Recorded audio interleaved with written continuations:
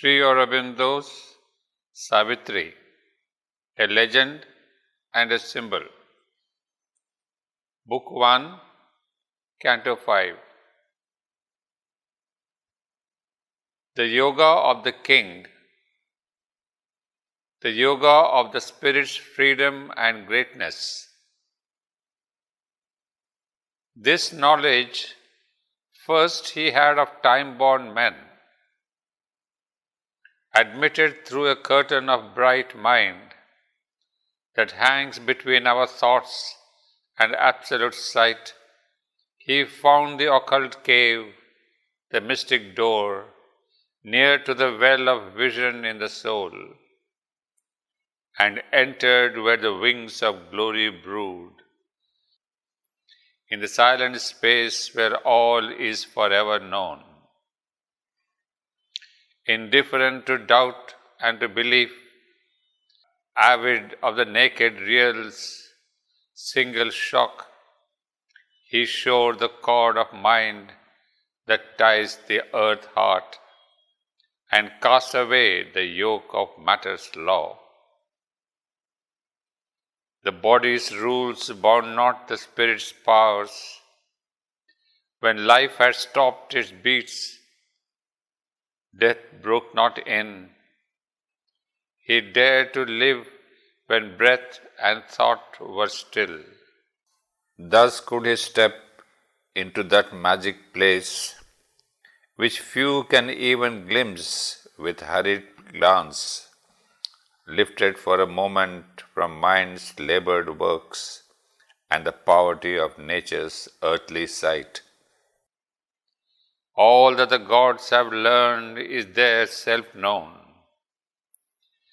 There in a hidden chamber closed and mute are kept the record graphs of the cosmic scribe, and there the tables of the sacred law.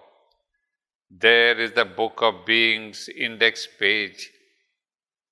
The text and glossary of the Vedic truth are there, the rhythms and meters of the stars, significant of the movements of our fate, the symbol powers of number and of form, and the secret code of the history of the world, and nature's correspondence with the soul, are written in the mystic heart of life. In the glow of the spirit's room of memories, he could recover the luminous marginal notes, dotting with light the crabbed ambiguous scroll, rescue the preamble and the saving clause of the dark agreement by which all is ruled, that rises from material nature's sleep to clothe the everlasting in new shapes. He could reread now and interpret new its strange symbol letters, scattered abstruse signs, resolve its oracle and its paradox, its riddling phrases and its blindfold terms, the deep oxymoron of its truth's repliques, and recognize as a just necessity its hard conditions for the mighty work, nature's impossible Herculean toil, only her warlock wisecraft could enforce, its law of the opposition of the gods, its list of inseparable contraries. The dumb Great Mother in her cosmic trance, exploiting for creation's joy and pain infinity's sanction to the birth of form, accepts indomitably to execute the will to know in an inconscient world, the will to live under a reign of death, the thirst for rapture in a heart of flesh, and works out through the appearance of a soul by a miraculous birth in plasm and gas, the mystery of God's covenant with the night. Once more was heard in the still cosmic mind the Eternal's promise to his laboring force, inducing the world passion to begin, the cry of birth into mortality, and the opening verse of the tragedy of time. Out of the depths the world's buried secret rose. He read the original UKs kept back in the locked archives of the spirit script and saw the signature and fiery seal of wisdom on the dim power's hooded work, who builds in ignorance the steps of light. A sleeping deity opened deathless eyes. He saw the unshaped thought in soulless forms, new matter pregnant with spiritual sense. Mind dared the study of the unknowable. Life is gestation of the golden child. In the light, flooding thought's blank vacancy, interpreting the universe by soul signs, he read from within the text of the without. The riddle grew plain and lost its catch obscure. A larger luster lit the mighty page. A purpose mingled with whims of time. A meaning met the stumbling pace of chance. And fate revealed a chain of seeing will. A conscious wideness filled the old dumb space. In the void he saw throned the omniscience supreme. A will, a hope immense, now seized his heart. And to discern the superhuman's form, he raised his eyes to unseen spiritual heights, aspiring to bring down a greater world. The glory he had glimpsed must be his home. A brighter, heavenlier sun must soon illume this dusk room with its dark internal stare. The infant soul in its small nursery school, mid objects meant for a lesson hardly learned, outgrow its early grammar of intellect and its imitation of earth nature's art, its earthly dialect to God language change.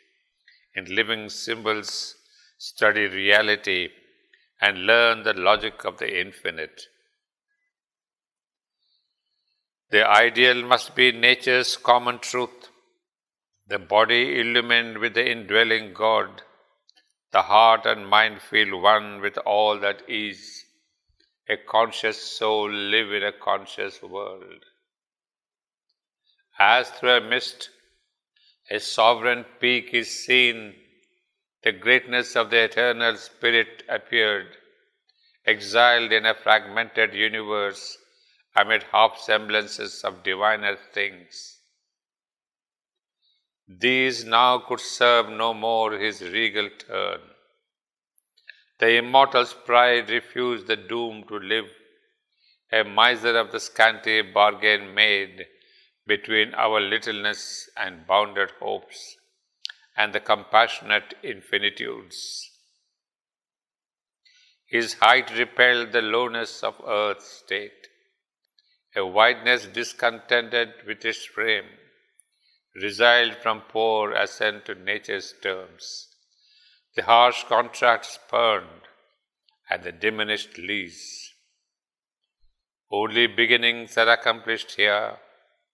Our basest matter seems alone complete, an absolute machine without a soul.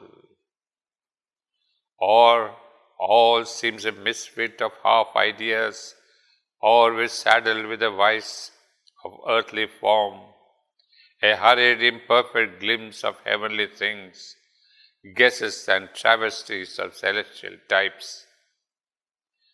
Here chaos sorts itself into a world, a brief formation drifting in the void, apings of knowledge, unfinished arcs of power, flamings of beauty into earthly shapes.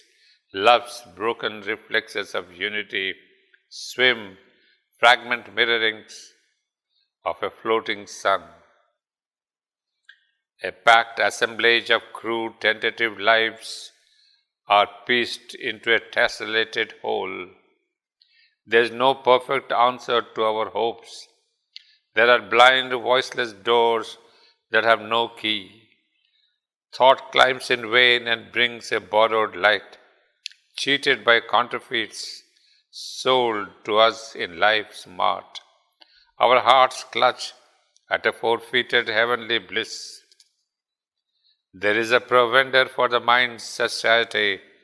There are thrills of the flesh, but not the soul's desire. Here, even the highest rapture time can give is a mimicry of ungrasped beatitudes, a mutilated statue of ecstasy, a wounded happiness that cannot live, a brief felicity of mind or sense, thrown by the world power to her body slave, or a simulacrum of enforced delight in a seraglios of ignorance. For all we have acquired soon loses worth. An old disvalued credit in time's bank, imperfections check drawn on the inconscient. And in consequence dogs every effort made, and chaos waits on every cosmos formed. In each success a seed of failure lurks. He saw the doubtfulness of all things here, the incertitude of man's proud, confident thought, the transience of the achievements of his force. A thinking being in an unthinking world, an island in the sea of the unknown, he is a smallness trying to be great, an animal with some instincts of a god, his life a story too common to be told, his deeds a number summing up to naught, his consciousness a torch lit to be quenched, his hope a star above a cradle and grave. And yet a greater destiny may be his, for the eternal spirit is his truth. He can recreate himself and all around, and fashion new the world in which he lives. He, ignorant, is the knower beyond time. He is the self above nature, above fate. His soul retired from all that he had done. Hushed was the futile din of human toil. Forsaken wheeled the circle of the days. In distance sank the crowded tramp of life. The silence was his sole companion left. Impassive, he lived immune from earthly hopes, a figure in the ineffable witness's shrine, pacing the vast cathedral of his thoughts, under its arches dim with infinity, and heavenward brooding of invisible wings. A call was on him from intangible heights, indifferent to the little outpost mind. He dwelt in the wideness of the Eternal's reign. His being now exceeded thinkable space. His boundless thought was neighbor to cosmic sight. A universal light was in his eyes. A golden influx flowed through heart and brain. A force came down into his mortal limbs, a current from eternal seas of bliss. He felt the invasion and the nameless joy. Aware of his occult omnipotent source, allured by the omniscient ecstasy, a living center of the illimitable, widened to equate with the world's circumference, he turned to his immense spiritual fate. Abandoned on a canvas of torn air, a picture lost in far and fading streaks, the earth-nature's summit sank below his feet. He climbed to meet the infinite more above. The immobile's ocean silence saw him pass, an arrow leaping through eternity, suddenly shot from the tense bow of time, a ray returning to its parent sun. Opponent of that glory of escape, the black inconscient swung his dragon tail, lashing a slumberous infinite by its force. into the deep obscurities of form. Death lay beneath him like a gate of sleep. One pointed to the immaculate delight, questing for God as for a splendid prey. He mounted burning like a cone of fire. To a few is given that godlike rare release. One among many thousands never touched, engrossed in the external world's design, is chosen by a sacred witness eye and driven by a pointing hand of light across his soul's unmapped immensitudes. A pilgrim of the everlasting truth, our measures cannot hold his measureless mind. He has turned from the voices of the narrow realm and left the little lane of human time. In the hushed pressings of a vaster plan, he treads the vestibules of the unseen, or listens following a bodiless guide to a lonely cry in boundless vacancy. All the deep cosmic murmur falling still, he lives in the hush before the world was born. His soul left naked to the timeless one. Far from compulsion of created things, thought and its shadowy idols disappear. The molds of form and person are undone. The ineffable whiteness knows him for its own. A lone forerunner of the Godward earth, among the symbols of yet unshaped things, watched by closed eyes, mute faces of the unborn, he journeys to meet the incommunicable, hearing the echo of his single steps in the eternal courts of solitude. A nameless marvel fills the motionless hours. His spirit mingles with eternity's heart and bears the silence of the infinite. In a divine retreat from mortal thought, in a prodigious gesture of soul's sight, his being towered into pathless heights, naked of his vesture of humanity. As thus it rose to meet him bare and pure, a strong descent leaped down. A might, a flame, a beauty half visible with deathless eyes, a violent ecstasy, a sweetness dire, enveloped him with his stupendous limbs, and penetrated nerve and heart and brain, that thrilled and fainted with the epiphany. His nature shuddered in the unknown's grasp. In a moment shorter than death, longer than time, by a power more ruthless than love, happier than heaven, taken sovereignly into eternal arms, hailed and coerced by a stark absolute bliss, in a whirlwind circuit of delight and force, hurried into unimaginable depths, upborne into immeasurable heights, it was torn out from its mortality and underwent a new and boundless change. An omniscient, knowing without sight or thought, an indecipherable omnipotence, a mystic form that could contain the worlds, yet make one human breast his passionate shrine, drew him out of his seeking loneliness into the magnitudes of God's embrace. As when a timeless eye annuls the hours, abolishing the agent and the act, so now his spirit shone out wide, blank, pure.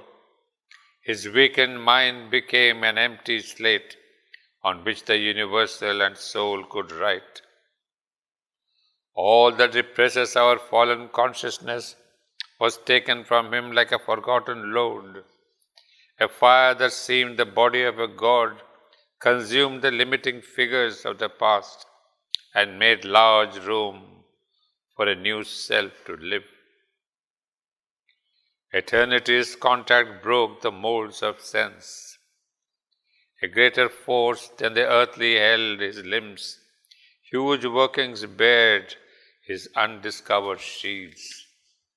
Strange energies wrought and screened tremendous hands, unwound the triple core of mind and freed the heavenly whiteness of a Godhead's gaze.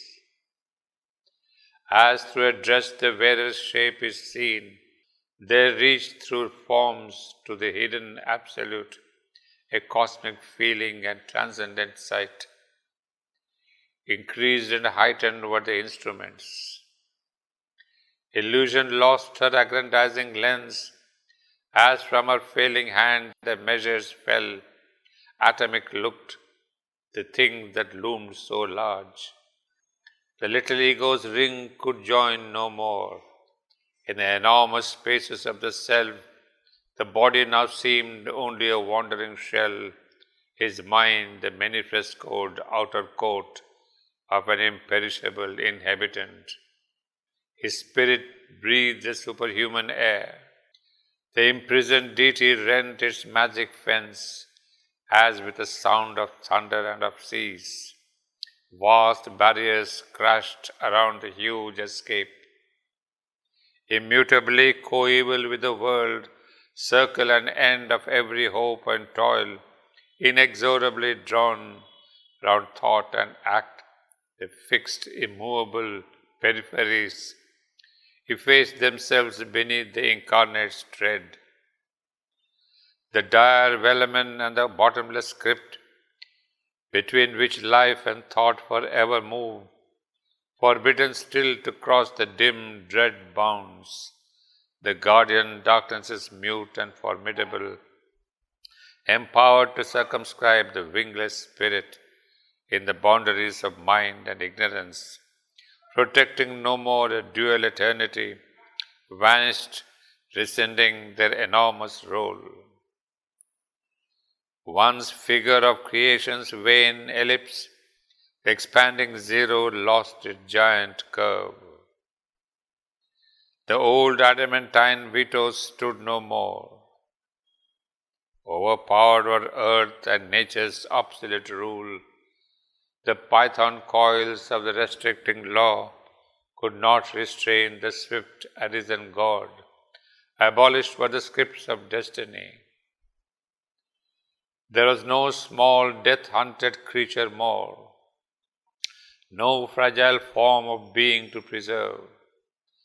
From an all-swallowing immensity, the great hammer beats of a pent-up world heart burst open the narrow dams that keep us safe against the forces of the universe. The soul and cosmos faced as equal powers. A boundless being in a measureless time invaded nature with the infinite. He saw unpathed, unwalled,